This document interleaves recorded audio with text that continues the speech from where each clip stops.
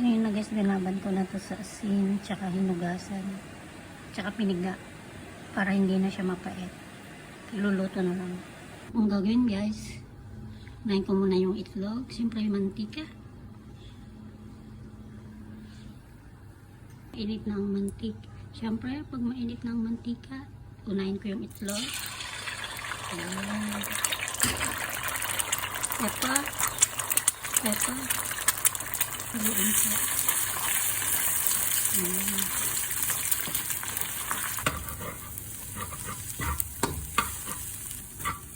Itas mo ito guys, set aside natin yung ating itlog. Ayan. Siyempre guys, kaparehong pan. Mantika ulit. Bawang sibuyas.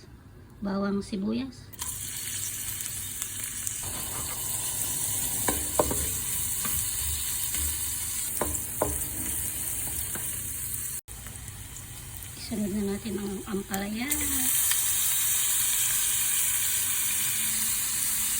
Konting tubig.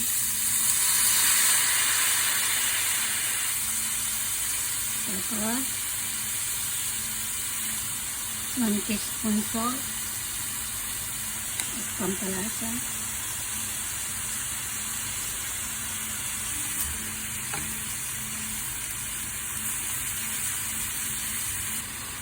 Yan, ilagay na natin yung itlog.